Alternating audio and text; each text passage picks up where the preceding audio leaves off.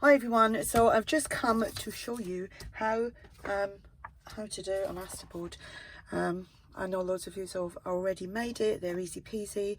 They've been called all sorts of things over the years, but they seem to be getting called masterboards at the moment. Have been asked, am I going to do a tutorial on, or a process really? It's not really a tutorial because every time you do it's going to be different. So this was the one that I made the other day, and some people had said that they'd tried it and it was, once they dried, it was all hard and lumpy and bumpy. Well, all you've got to do is just manipulate it. You've just got to wriggle it around and soften it up a little bit, break all them fibres in the papers, the glue. The decoupage glue does dry very hard. So this was terribly lumpy and bumpy, but it's flattening out now. So let me show you. I've just pulled out a great big pile of scraps and I'm just going to start sticking things down. So I want a mixture of text, you know, words, patterns, colours, and then I will put on a couple of little focus points, which I've actually got some butterflies and a couple of little tiny journaling cards. So it doesn't matter if it's off the page because you're going to trim that up. I'm just going to make sure that I've got things dotted around. The first time I done this the other day, I used so much glue, it was absolutely soggy with glue. The glue that I use is a mixture of some PVA glue, 2 parts glue, 1 part water, and I got that mix from Andrea, who is ARTYmaze. You can use Mod Podge, you can water it down a little bit if you like, or you can use it as is. And there is other mediums out there that you can use, but you don't have to go out and spend lots and lots of money. Sorry, I need to make sure I'm in frame a little bit more. You don't have to spend a lot of money to get certain supplies, because you know it can be very costly when especially if you're only trying something. You really don't want to be going out spending a fortune on something that, say, you're not really keen on doing after you've used some products. I think that's probably why I've got so much stash full of stuff that I don't want anymore. So it's just all about a little bit of balance here, there and everywhere. Pick your favourite colours and scrap pieces.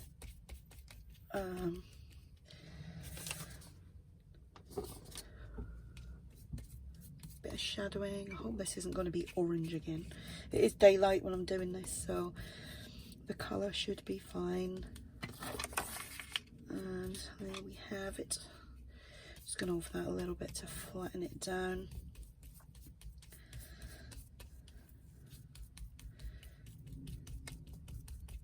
There we go. Right, what else do we have here?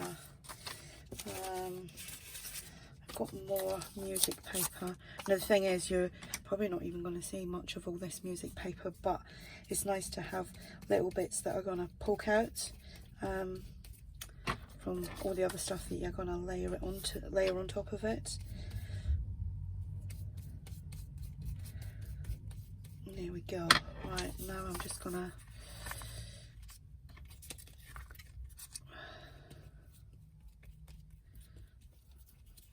I've watched so many videos on this and they're all the same concept. I don't know why they're getting changed to, they were just called collage sheets, like decoupaging collage sheets, and now they're being called masterboards. I think it's because obviously once you've done it, you can cut it up and turn it into whatever you like. With a little bit of blue down here. Just make sure you put enough glue on.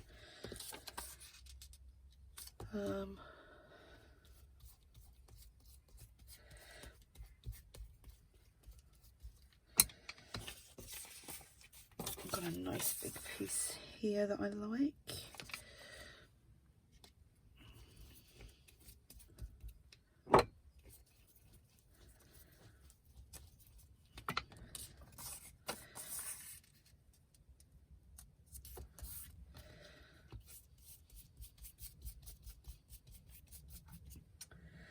What else do we have here?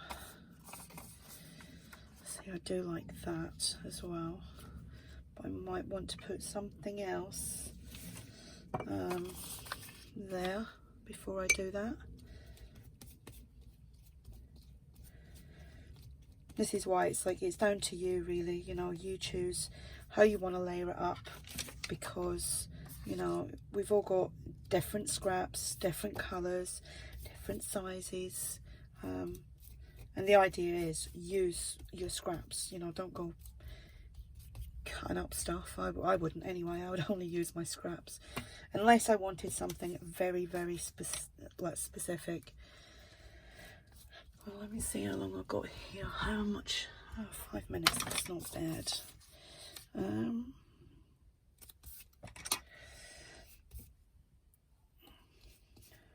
There we go. You can see all the lumps under there. It's air and stuff like that, but can't help that. We got some butterflies there. Oops.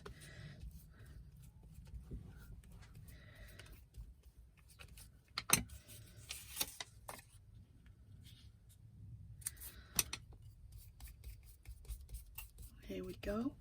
Got a little piece here that I just want to cut in half, or I'll just tear it in half. We got the clock. I actually want to put the clock on, or that away. You don't have to keep everything like in the right order, as in, like, you know, you can put things on upside down or sideways or whatever you like. Oops, that keeps them moving. Right.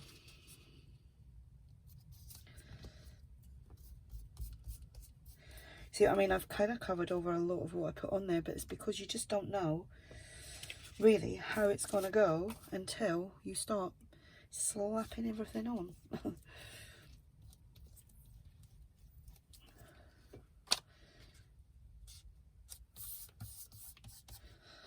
There we go. What else do we have here? Need to break up some of these colours a little bit. So I'm going to put some of this green. Most of everything, well, actually everything on here is all digital scraps. So there's a bit of everyone here. Tear that up.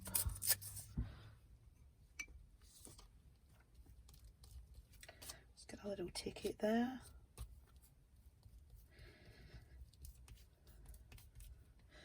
Right, I need to concentrate on up here now, seeing what I have.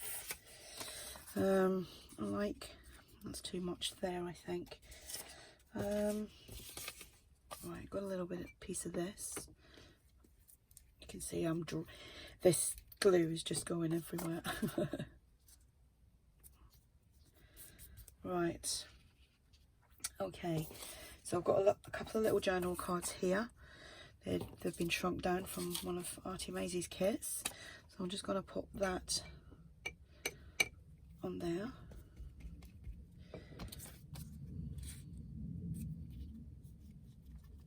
Let that dry a little bit. And I think I will put this one here.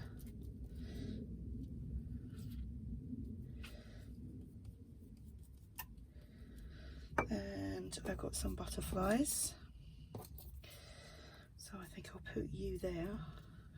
I got this blue one, which he will go there. Did have another one, there it is. It's not stuck down properly. There we go. I think we'll have something else up here as well, just to break that up. No, can't use that because that's already got.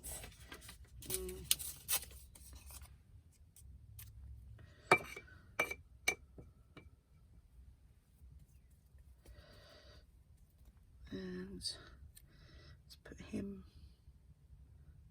there. Right, now, time have I got? I've got 10 minutes. I've done 10 minutes. So I'm going to put that there. Now, once this is dry, you can come along and you can do some stamping, or you can do some gesso on it. You know, you can do pretty much whatever you like. So I'm just tearing some little bits up because I need to break a few things up here. Needs a little bit more glue. Do it there so we can still see that postage stamp. And actually got a little bit of proper vintage music paper here, which I might just, no, I'm not gonna, let me see, got a little bit of Tracy Fox here.